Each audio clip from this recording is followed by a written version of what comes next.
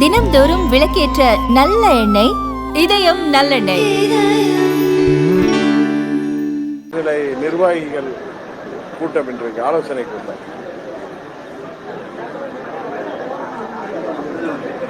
சட்டமன்ற தேர்தல் வந்து எல்லா கட்சியும் ஆயத்தம் பண்ணாங்க. கடந்த 6-7 மாதங்களாக ஒவ்வொரு தொகுதியிலும் சென்று இயக்கத்தின் முக்கிய பொறுப்பாளர்களாகிய கிளை செயலாளர்கள் முதல் கிளை நிர்வாகிகள், ஊராட்சி செயலாளர்கள், பேரூராட்சி நிர்வாகிகள், செயலாளர்கள், நகராட்சி, ஒன்றியம் என்று ஒவ்வொரு தொகுதியாக சென்று எங்கள் நிர்வாகிகளை, செயல் வீரர்களை தேர்தலுக்காக தயார்படுத்தி வருகிறோம்.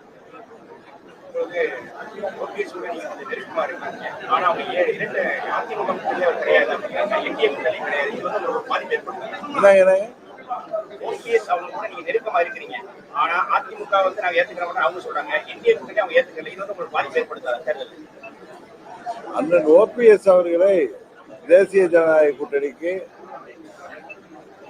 பாஜகவை சேர்ந்தவர்கள் உறுதியாக கொண்டு வர வேண்டும். அது தேர்தலுக்கு வெற்றிக்கு அது உதவி செய்யும் என்பதுதான் எல்லாருடைய கருத்து. யூகத்துக்கெல்லாம் பதில் சொல்ல முடியாது. அவர் எங்களது கூட்டணியில் எங்களோடு, குறிப்பாக அம்மா மக்கள் முன்னேற்ற கழகத்தோடு தொடர்ந்து தேர்தலை சந்திப்பார்.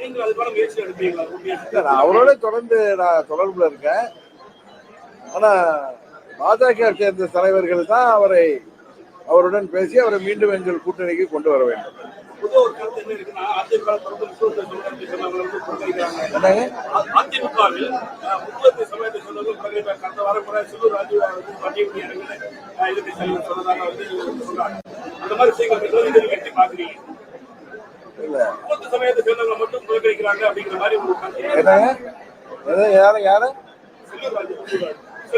வண்டியில ஏறும் போது வண்டி விட்டு இறங்குன்னு சொல்லி சொல்லிட்டாரு.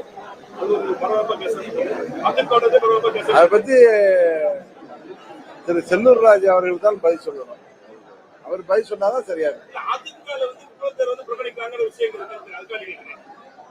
இல்ல, இது போன்ற பல செய்திகள், அம்மாவின் கட்சியை பற்றி பல விமர்சனங்கள் எல்லாம் வந்து கொண்டுதான் இருக்கு. அதை உரியவர்கள் அதை சரி செய்ய வேண்டும். இல்லாவிட்டால் தேர்தலிலே அது மிகப்பெரிய பாதிப்பை ஏற்படும்.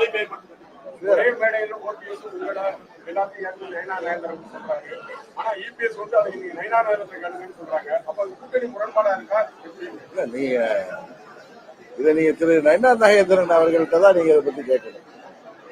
நான் என்னிட்ட கேட்டு யாராவது சொல்கிற செய்தியெல்லாம் வைத்து என்னிடம் கேட்டு நமது நேரத்தெல்லாம் வீணடிக்க வேணாம். நண்பர் நயனா நாகேந்திரன் நீங்க அவர் சொன்ன கருத்துக்கு யாரும் எதிர்வினை அல்லது பதில் சொல்லி இருக்கிறதுனால நீங்க அவர்கிட்ட தான் அதை போய் கேட்கணும்.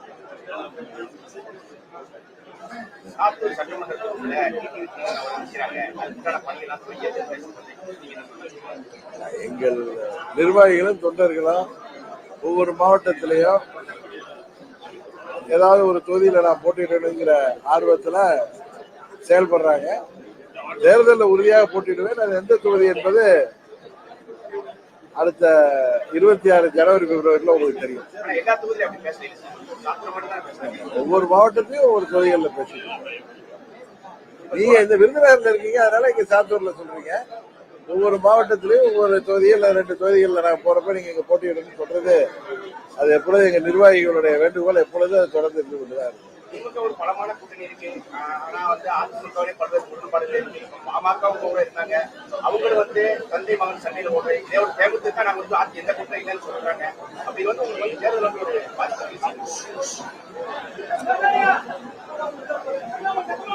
எனக்கு தெரிந்து டிசம்பர் மாதத்திற்குள் எல்லாவற்றிற்கும் உங்கள் கேள்விகளுக்கெல்லாம் ஒரு பதில் கிடைத்துவிடும். அதுவரை கொஞ்சம் பொறுமையா இருக்கும். தமிழக சட்டமன்றத்தின் முடிவுல ஆட்சிக்கு வருமானம் முதலமைச்சர் வேட்பாளரை பாரதிய ஜனதா கட்சி தான் சொல்லிட்டீங்க. அப்படிதான் தேர்வு செய்யறது. தமிழ்நாட்டில் தேசிய ஜனநாயக கூட்டணியை பலப்படுத்தி திமுகவை வீழ்த்துவதற்கான முயற்சியில பாஜகவின் முக்கிய தலைவர்களில் ஒருவராகிய மாண்புமிகு அமித்ஷா அவர்கள் கடினமாக அதற்கு முயற்சிகள் மேற்கொண்டு வருகிறார். தேசிய ஜனநாயக கூட்டணியின் வேட்பாளரை, முதலமைச்சர் வேட்பாளரை அவர்கள் என்டிஏ சேர்ந்தவர்கள் சொல்கின்ற பொழுது, குறிப்பாக திரு அமித்ஷா அவர்கள் சொல்கின்ற போது, அதை அம்மா மக்கள் முன்னேற்ற கழகம் ஏற்றுக்கொள்கின்ற பட்சத்தில் நாங்கள் ஆதரிப்போம் சொல்றோம்.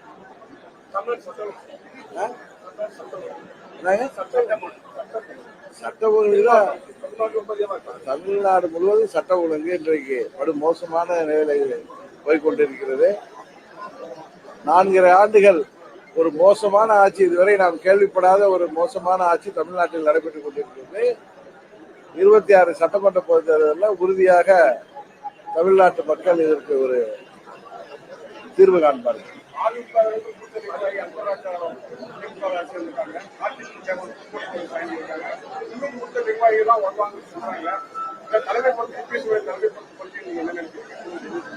இது நீங்க அந்த கட்சியை போய் கேட்க வேண்டிய கேள்வியை போய் அம்மா மக்கள் முன்னேற்ற கழகத்தில் கேட்க.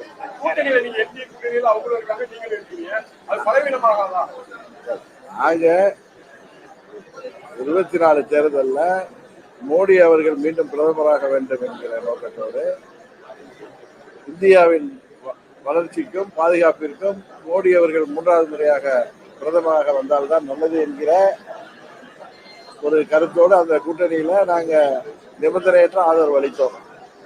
ஆனா 26 சட்டமன்ற பொதுத் தேர்தல் என்பது தமிழ்நாட்டுக்கான தேர்தல். இதில் அம்மா மக்கள் முன்னேற்ற கழகம்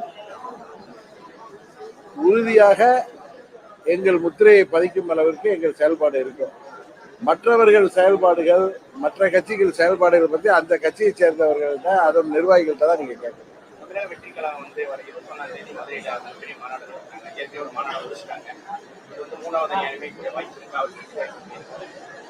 எனக்கு தெரிந்து இந்த அரசியல் போக்கை பார்த்தால் 26 தேர்தல் போது 4 முனை போட்டியாக இருக்கலாம் என்று நினைக்கிறேன்.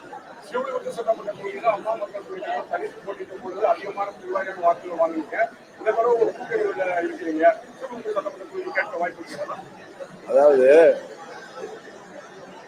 எங்கள் தொகுதிக்கு தகுதியான வேட்பாளர்களும் சரியான கட்டமைப்பும் உள்ள தொகுதிகளை உறுதியாக நாங்கள் எங்கள் கூட்டணியில் கேட்டுப்பெறுவோம். வாக்காளர்கள்ல குளறுபடி ஏற்பட்டு சொல்லி நீங்க ராகுல் காந்தி யாத்திரை சொன்னாங்க. அதுக்கு வந்து தேர்தல் ஆணையம் குளறுபடி இல்லை அப்படின்னு சொல்லி அவர்கள் சொல்றாங்க. ஆனா இது வந்து தமிழக இந்தியாவுக்கு பெரிய பரபரப்பா பேசப்பட்டிருக்கு. ஒவ்வொரு தொகுதியிலையும் அது போல குளறுபடிகள் இருந்தால் அது தேர்தல் ஆணையத்தில் இன்னும் தேர்தலுக்கு கால அவகாசம் இருக்கு. வர்ற ஜனவரி மாதம் வரை வாக்காளர் பட்டியல் திருத்தம்லாம் நடக்கும். அதனால குளறுபடிகளை அரசியல் எந்த அரசியல் கட்சிகள் எல்லாம் இது போல குளறுபடிகள் நடந்திருக்கிறது என்பதை கண்டறிகிறார்களோ தேர்தல் ஆணையத்தில் அதை முறையிட்டு யாருக்கெல்லாம் வாக்காளர் பட்டியலில் இருந்து நீக்கப்பட்டிருக்கிறதோ அவர்களுக்கு மீண்டும் வாக்காளர் பட்டியலில் அவர்கள் தேர்தலில் வாக்களிக்கின்ற விதமாக அவர்களுக்கு அந்த முறையாக அதை பெற்றுத் தருவதற்கு அரசியல் கட்சிகள் முன்வர வேண்டும். தூய்மை பணியாளர் தொடர்ந்து தூய்மை பணியாளர்களை போராட்டம் பண்ணி நிரந்தர பணி வேணும்னு சொல்லி ஒரு கோரிக்கை வைக்கக்கூடிய சூழ்நிலை திருமாவளவன் அவர்கள் வந்து நிரந்தர பணி வந்து தேவையில்லை, அவங்க சந்ததியிலிருந்து காலங்காலத்துக்கு அந்த பணியை செய்ய வேண்டாம் அப்படிங்கிறது. அதான் நண்பர் திருமாவளவன் வந்து கடந்த ஓராண்டா பாத்தீங்கன்னா ஏதோ குழப்பத்தில் இருக்கிறான்னு நினைக்கிறேன். பெரும்பாலான தூய்மை பணியாளர்கள் பட்டியலினத்தை சேர்ந்தவர்கள் தான். அவர்கள் தங்களுக்கு பணி நிரந்தரம் வேண்டும் என்று அவர்கள் கோரிக்கை. உங்களுக்கு அது வேண்டாம் என்று சொல்வது ஆளுங்கட்சி கூட்டணியில் இருக்கிறதுனால அதை தட்டி கேட்க முடியாமல் இப்படி ஒரு பதிலை அவர் சொல்வதாகத்தான் நான் நினைக்கிறேன். முதலமைச்சர் இங்க வந்து சுற்றுப்பயணம் செய்தாரு. வாரம் ஏதாவது ஒரு பட்டாசு ஆலையில விபத்து, உயிரிழப்புகள் ஏற்படுவது உண்மையிலேயே வருந்தத்தக்க நிகழ்வு. ஆட்சியாளர்கள், குறிப்பாக மாவட்ட ஆட்சியர்கள், அதிகாரிகள், அரசாங்கம் இது போன்ற உயிரிழப்புகள் ஏற்படாமல், விபத்துக்கள் ஏற்படாமல் சரியான ஒரு திட்டத்தை வகுத்து செயல்பட வேண்டும் என்பதுதான் எல்லோருடைய விருப்பம். போன சாத்தூர் சட்டமன்ற பிரச்சார கூட்டத்தில் முன்னாள் முதல்வர் எடப்பாடி பழனிசாமி திமுக வந்து நல்ல ஓட்டு மூலமா தான் ஆட்சிக்கு வந்து அதை நம்பிதான் இருக்காங்க அப்படின்னு. அது அவருடைய விமர்சனம், அவர்கிட்ட தான் நீங்க போய் கேட்கிறாருங்க, என்னிட்ட வந்து அதை பத்தி கேட்டேன். அப்ப அவர் சொல்றதுல அது அவருடைய விமர்சனத்தை நீங்க அவர்கிட்ட தான் கேட்கறது தவிர அது என்னிட்ட தப்பான இடத்துல வந்து கேட்கறது பதில்.